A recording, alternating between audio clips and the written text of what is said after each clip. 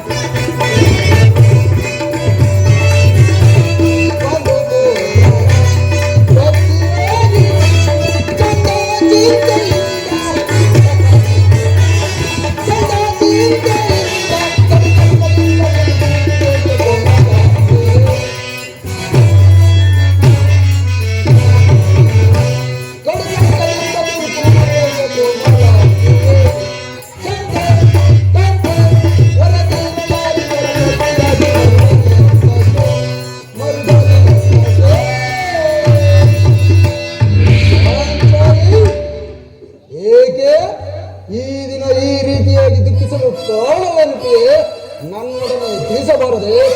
ನಾನು ನಿಷ್ಕಾರಣವಾಗಿ ಅಳುತ್ತಿಲ್ಲ. ಈ ದ್ರೌಪದಿ ಅಳುವಿಗೆ ಒಂದಲ್ಲ 10 ಕಾರಣಗಳಿವೆ. ನೀವು ಪುರುಷರು ಯಾರಾದರೂ ನಿಮ್ಮನ್ನು ದುರ್ವಾಕ್ಯಗಳನ್ನು ಆಡಿದರೆ, ಅಪಮಾನ ಮಾಡಿದರೆ ನೀವೇ ಅವರಿಗೆ ಪ್ರತಿಕಾರ ಮಾಡುತ್ತೀರಿ. ಆದರೆ ಸ್ತ್ರೀಯರ ವಿಚಾರವೂ ಆಗಲ್ಲ. ಅನ್ನ ವಸ್ತ್ರಕ್ಕಾಗಿ ಅವರು ಪರರನ್ನು ಆಶ್ರಯಿಸಬೇಕು. ಆತ್ಮಗೌರವವನ್ನು ರಕ್ಷಿಸಿಕೊಳ್ಳಲು ಅವರಿಗೆ ಅನ್ಯರ ಆಶ್ರಯವೂ ಬೇಕು. ಪರಮೇಶ್ವರ, ಇಂತಹ ಪರಾಧೀನ ಶ್ರೀ ಜಾತಿಯನ್ನು ಅದೇಗೆ ಸೃಷ್ಟಿಸಿದೆ ದೇವ, ಅದೇಗೆ ಸೃಷ್ಟಿಸಿದೆ? ಅಳಬೇಡ ಪಾಂಚಾಲಿ, ಅಳಬೇಡ. ಸ್ತ್ರೀಯರ ಪರಾಧೀನತೆಯು ನಮ್ಮ ಸಮಾಜದ ನಿಯಮ, ಭಗವತ್ ಸ್ವರೂಪಗಳಾದ ಋಷಿಗಳ ಆಜ್ಞೆ. ಏನು ಪತ್ನಿಯನ್ನು ಜೂತದಲ್ಲಿ ಪಣವಾಗಿಟ್ಟು ಸೋಲುವಂತೆ ಆ ಋಷಿಗಳ ಆಜ್ಞೆ ಮಾಡಿದರೇನು?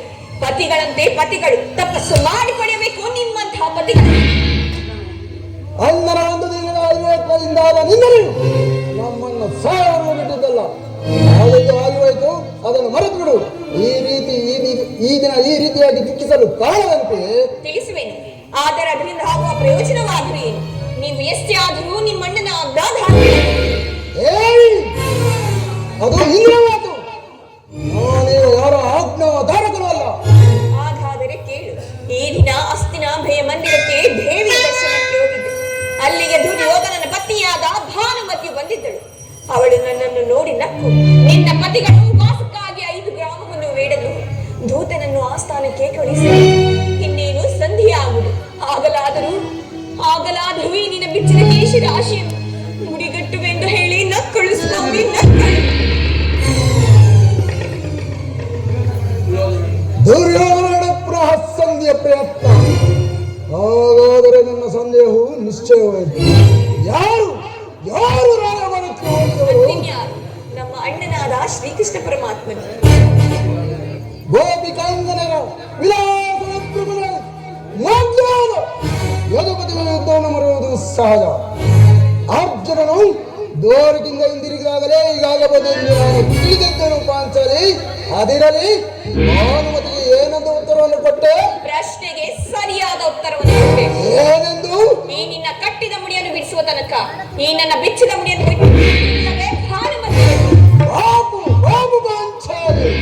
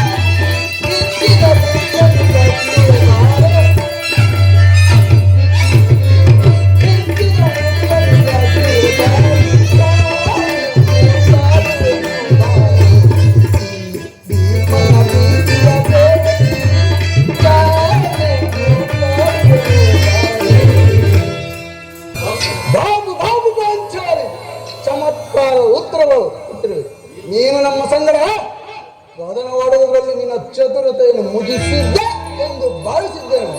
ಪ್ರಿಯ ಪ್ರಾಣೇಶ್ವರ, ಮರೆತು ಹೋಯಿತೆ. ಈ ಹಿಂದೆ ಬಂದು ನನ್ನ ಬಿಚ್ಚಿದ ಕೇಶ ರಾಶಿಯನ್ನು ನೋಡಿ ಗುರುಕುಲಾಂತಕ ಕಾಳರಾತ್ರಿ ಎಂದು ಸಂಬೋಧಿಸಿದಿರಿ ಮತ್ತು ಏನೇನೋ ಹೇಳಿದರು.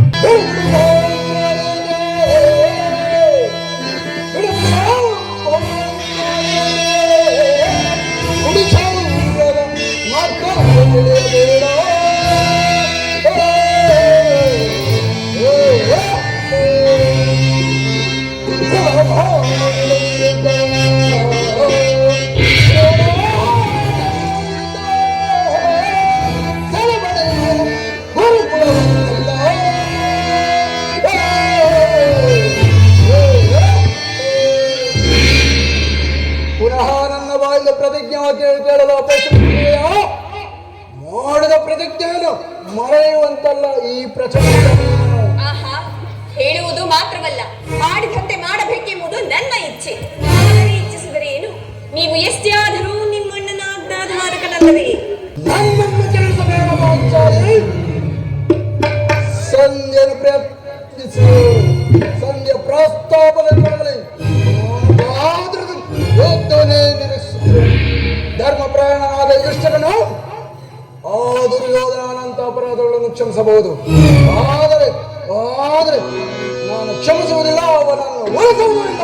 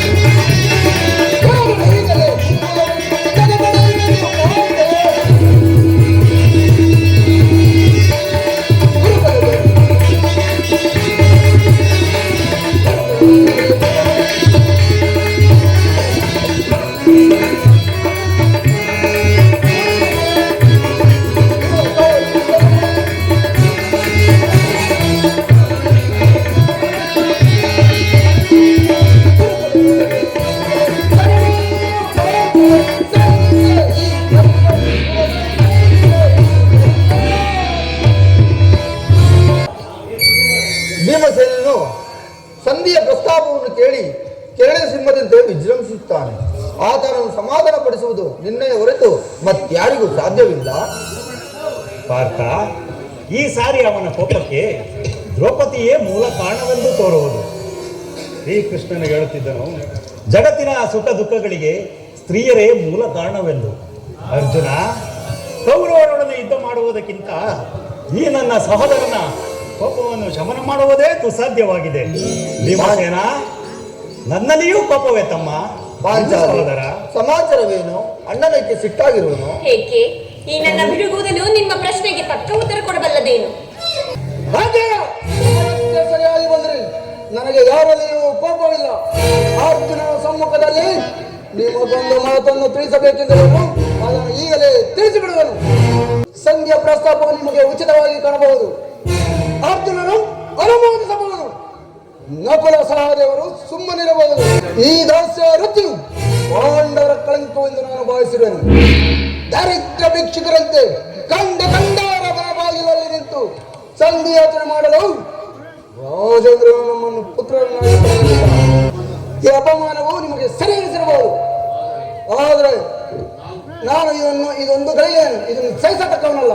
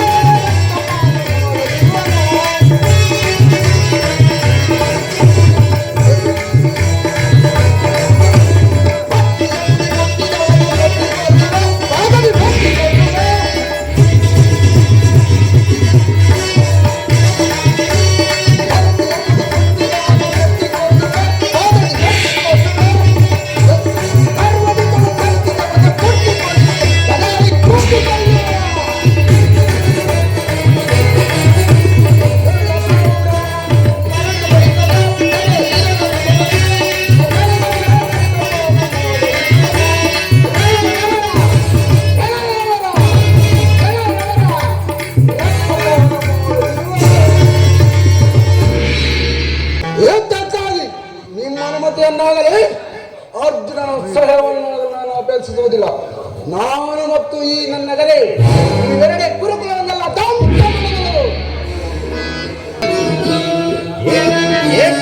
ನಡತೆ ಪ್ರೀತಿ ಸಹೋದರ ಆತುರದಿಂದ ಫಲಹೇನೆ ಹೋದೆ.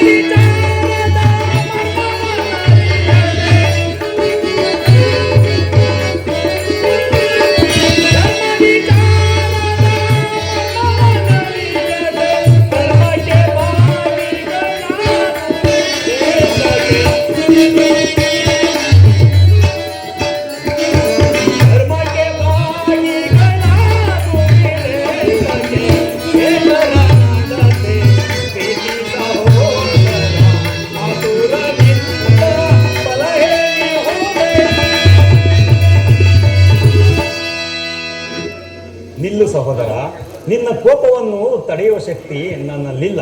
ನಿಲ್ಲು ಸಹೋದರ. ಕೋಪ ಮಾಡಬೇಡಣ್ಣ. ಧರ್ಮಜನು ನಮ್ಮೆಲ್ಲರಿಗೂ ಹಿರಿಯವನು. ಆತನ ಇಷ್ಟಕ್ಕೆ ವಿರುದ್ಧವಾಗಿ ಯುದ್ಧವನ್ನು ಪ್ರಾರಂಭಿಸುವುದು ಅನುಚಿತ.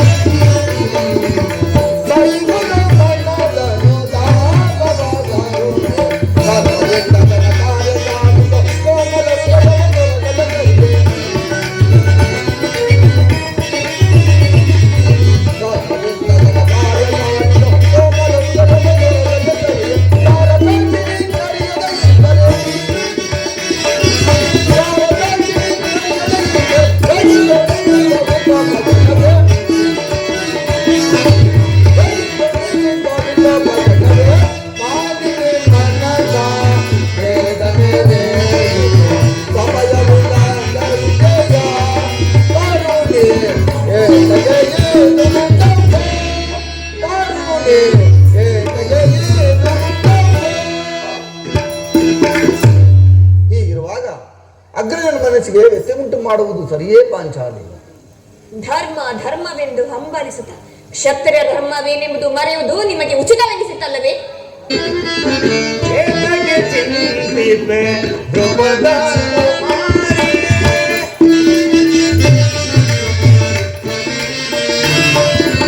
ಏತಕ್ಕೆ ಚಿಂತಿಪೆ ದ್ರೌಪದ ಕುಮಾರಿ? ಸೈರಿಸುತ್ತ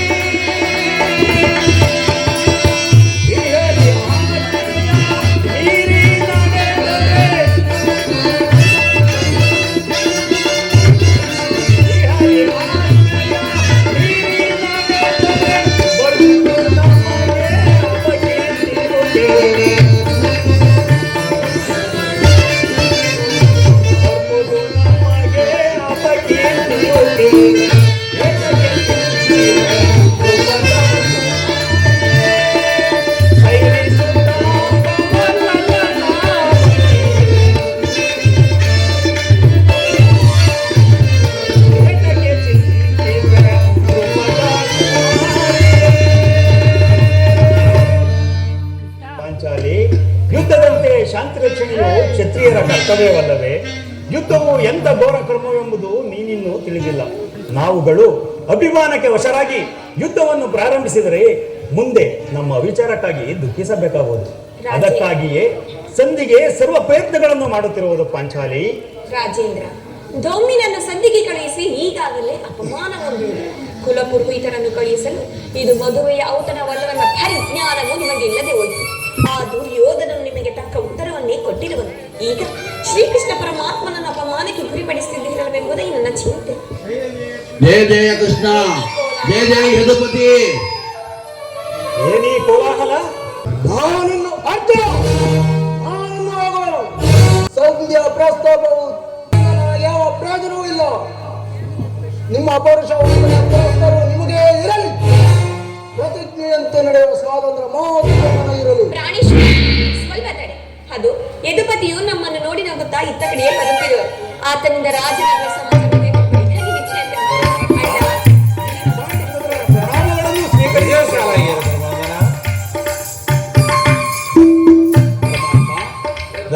ಕಾರ್ಯವೇನಾಯಿತು? ಮೋದವನಾರು ಕೃಷ್ಣನಲ್ಲವೇ? ಅಂದರೆ ಎಲ್ಲವೂ ಸಮರ್ಪಕವಾಗಿಯೇ ನಡೆಯಿತು. ಭೀಷ್ಮ ದ್ರೋಣಾದಿಗಳು ಬಂದು ನನ್ನನ್ನು ಸ್ವಾಗತಿಸಿದರು. ಸ್ವಯಂ ಧೃತರಾಷ್ಟ್ರನೇ ಬಂದು ನನ್ನನ್ನು ಸ್ವಾಗತಿಸಿ ವಿಧ ವಿಧವಾಗಿ ಉಪಚರಿಸಿದರು. ಸಂಧಿಯ ವಿಚಾರವು ನಡೆಯಿತಷ್ಟೇ? ನಡೆಯಿತು. ಎಲ್ಲವೂ ತಕ್ಕ ರೀತಿಯಲ್ಲಿ ನಾನು ನಿರೀಕ್ಷಿಸಿದಂತೆಯೇ ನಡೆಯಿತು. ನಾನಿನ್ನು ತಡೆಯಲಾರೆ. ನಾನಿಲ್ಲಿರುವುದು ಸಾಧ್ಯವಿಲ್ಲ. ಅವರಿದ್ದಂತೆ ಅವರು ನಡೆಯಲಿ. ನನಗೆ ತೋರಿದನ್ನು ನಾನು ಮಾಡುವೆನು. ಸ್ವಲ್ಪ ತಡೆ. ನಮ್ಮ ಅಣ್ಣನ ಮಾತುಗಳು ಮುಗಿಯಲಿ. ನಿಮ್ಮ ಅಣ್ಣನ ಮಾತು ಮುಗಿಯುವುದಲ್ಲಿ ನನ್ನ ತಾಳ್ಮೆ ಮುಗಿಯುವುದು. ಮುಂದೇನಾಯಿತು? ಧರ್ಮನಂದನ, ನಿಮ್ಮ ಸಂದೇಶವನ್ನು ಅವರಿಗೆ ತಿಳಿಸಿದನು. ಅದಕ್ಕೆ ಅವರೆಲ್ಲರೂ ಒಪ್ಪಿದರು. ನಾನಿನ್ನು ತಡೆಯಲಾರೆ. ಈ ಸಮಸ್ಯೆ ಮಾತುಗಳು ನನಗೆ ಬೇಡ. ಅಗ್ರಜನ ಅಪೇಕ್ಷೆಯಂತೆ 5 ಗ್ರಾಮಕ್ಕೆ ಸಂಧಿ ಆಯಿತು. ನಾನು ಹೋಗಿದ್ದು ಅದಕ್ಕೆ ಅಲ್ಲವೇ ಭೀಮಸೇನ? ಈಗ ತಿಳಿಯುತ್ತದೆ. ಅಜ್ಞಾನವಾಸನ ಪದಿ ಸಂಧ್ಯಾ ನೆಪದಿಂದ ನಮ್ಮೆಲ್ಲರಿಗೂ ಸೇರಿಸಲು ಸುಗ್ರೀವಾಯಾದವಾಗಲೇ ಪಾಂಡುಪುತ್ರರ ಮೇಲೆ ಇಷ್ಟೊಂದು ಆಕ್ರೋಶವೇಕೆ? ನಿನಗೆ ಇಷ್ಟೊಂದು ಅಸಹನೆ ಏಕೆ? ಸ್ವಲ್ಪ ಸಮಾಧಾನದಿಂದ ನನ್ನ ಮಾತನ್ನು ಸಂಪೂರ್ಣವಾಗಿ ಕೇಳು.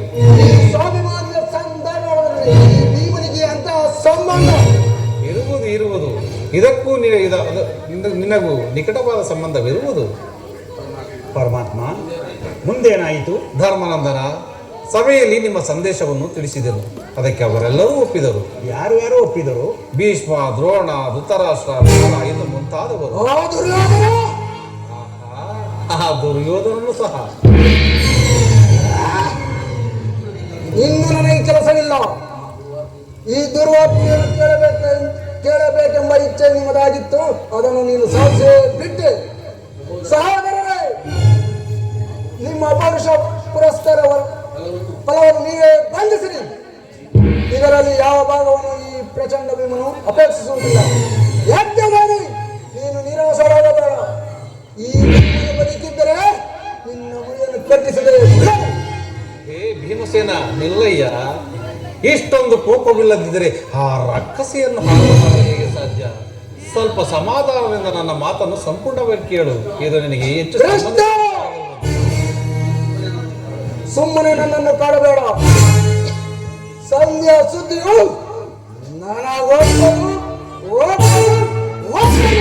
ಭೀಮಸೇನ, ನಿನಗೆ ಒಪ್ಪುವ ವಿಚಾರ ಹೊಂದಿರುವುದು.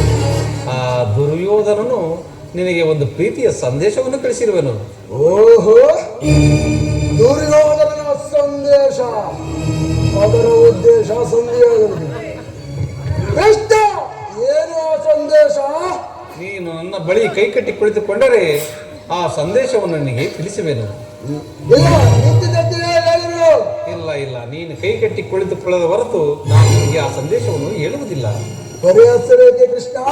ಪರಿಹಾಸವಲ್ಲ ಭೀಮಸೇನ, ನನ್ನ ಕಂಡರೆ ನನಗೆ ಅಷ್ಟೊಂದು ಭಯವಾಗುತ್ತಿರುವುದು. ಸ್ವಲ್ಪ ಗದೆಯನ್ನು ದೂರವಾಗಿ ಇಟ್ಟು ನನ್ನ ಬಳಿ ಕೈಕಟ್ಟಿಕೊಂಡು ಕುಳಿತರೆ ನಿನಗೆ ಆ ಪ್ರೀತಿಯ ಸಂದೇಶವನ್ನು ಹೇಳಿದೆ. ಆಗಲಿ ಕಿರೀಟಿ, ಈ ಗದೆಯನ್ನು ಕ್ಷಣಕಾಲ ಹಿಡಿದರು.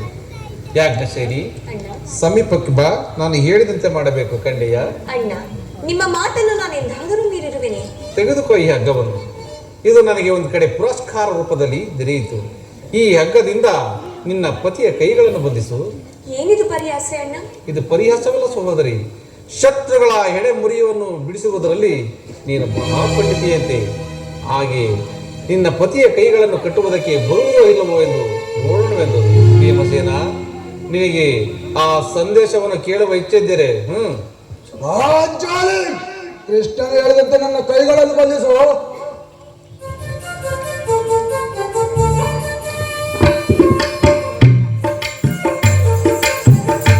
ಮಾಡುವುದಿಲ್ಲ ತಾನೆ? ನೀನು ಕೋಪ ಮಾಡುವುದಿಲ್ಲ ತಾನೆ?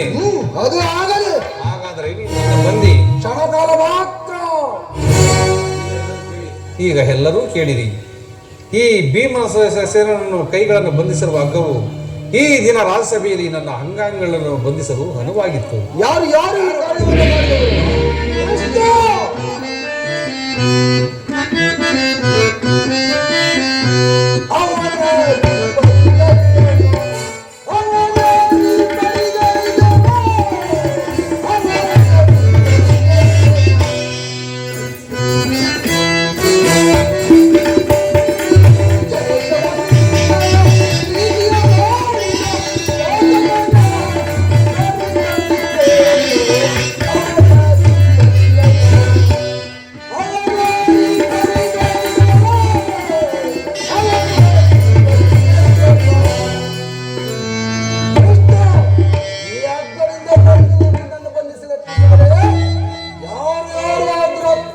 ಮತ್ತಿನ್ಯಾರು?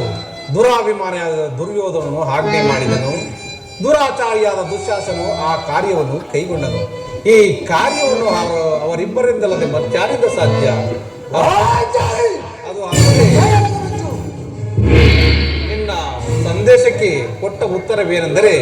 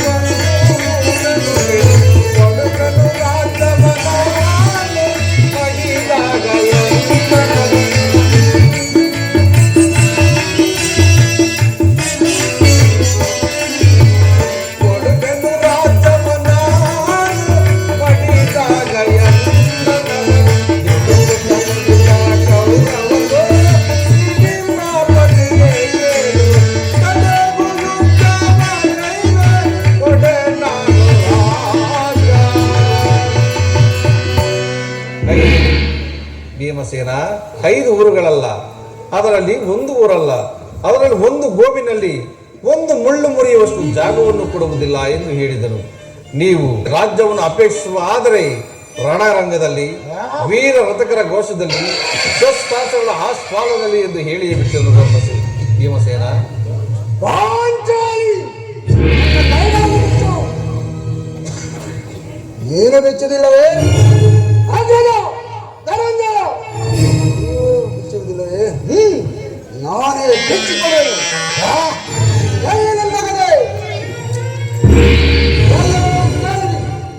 ವಾಯುದೇವರ ಅಂಶದಿಂದ ತಿಳಿಸಿದ್ದು ನಿಜವಾದರೆ ವೀರಮಾತೆಯಾದ ಕುಂತಿದೇವಿಯ ಸ್ತನ್ಯಪಾಲು ಮಾಡಿದ್ದು ಸತ್ಯವಾದರೆ ನಾಳಿನ ಯುದ್ಧದಲ್ಲಿ ಓ ದುರುಳ ದುಶ್ಯಾಸನನೆಂಬ ದುಷ್ಟ ಕೀಟಗಳ ಒಡಲನ್ನು ಬಾಳು, ಓದಿಗೆ ದುಶ್ಯಾಸನನ ಒಡಲನ್ನು ಬಾಳು ಪಾಂಚಾಲಿಯ ಬುರಿಮುಡಿಯನ್ನು ಕಟ್ಟಿಸುವೆನು. ಆ ನಂತರ ಆ ದುರ್ಯೋಧನ ತೊಡೆಯನ್ನು ಈ ನನ್ನ ಗದಾದಂಡದಿಂದ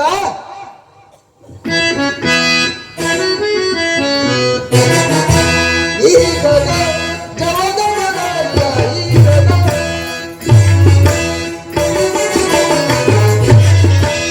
ಈ ಗದ ಜವದಮನದ ಈ ಗದ ಅತ್ತ ಔಷಧಿ ಮೇಲಿರುವ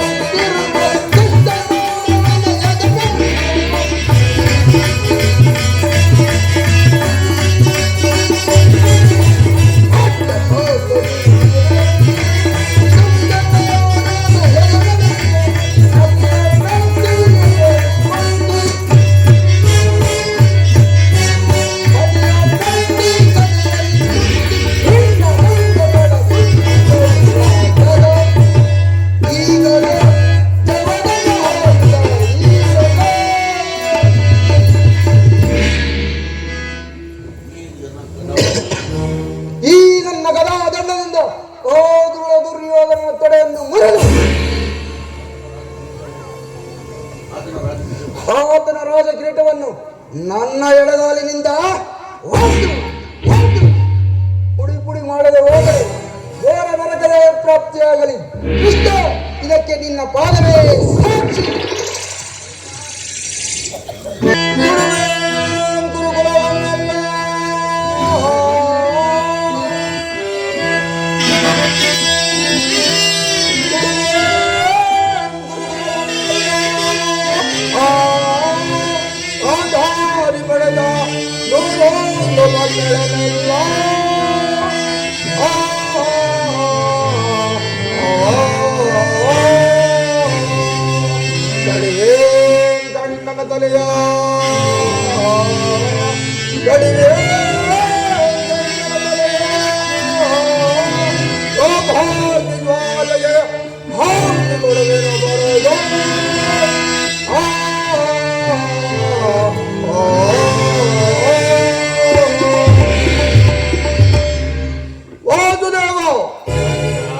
ನಿನಗೆ ಅವಮಾನ ಮಾಡಿಸಿದ ಆ ದುರ್ಯೋಧನ ಮದವನ್ನು ಬರೆದು ಅಧಿಕಾರಕ್ಕೆ ಪ್ರತಿಕಾರ ಮಾಡದಿದ್ದರೆ ಏ ಭಾರತನೆಂಬ ನಾಮಾಗಿದ್ದವು ಸಾರ್ಥಕವೇ.